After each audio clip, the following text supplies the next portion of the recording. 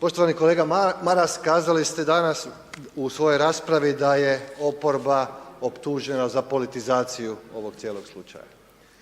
Ja sam u svojoj replici predsjedniku Vlade kazao da politika ne može biti mjera u ovoj stvari i donositi odluku o ovoj stvari.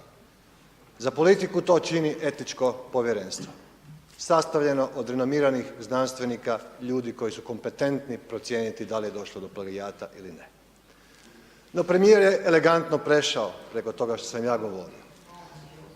Maloprije nam je štovani kolega Bačić, upravo, evo ga tamo još uvijek, kog ja izuzetno poštujem, kazao da politika, dakle saborski zastupnici, slaže se, ne mogu odlučiti o tome da li je došlo do plagijata ili ne. Ali jednako tako ne mogu niti ljudi u etičkom povjerenstvu jer su ga imenovali saborski zastupnici odnosno politika. E sad, Sabor imenuje i suce Ustavnog suda i državnog odvjetnika, guvernera, državnog revizora. Jesu li i njihovi nalazi, nalazi politike ili su to nalazi državnih tijela utemeljenih na struci, tijela čiji nas nalazi obvezuju?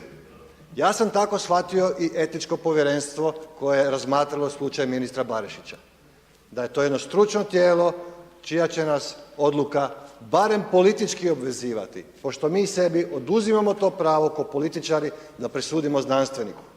Mi ovdje jedino što možemo presuditi je o političkoj odgovornosti ministra i da li želimo imati ministra za koga je etičko povjerenstvo utvrdilo da je plagirao. Hvala lijepo.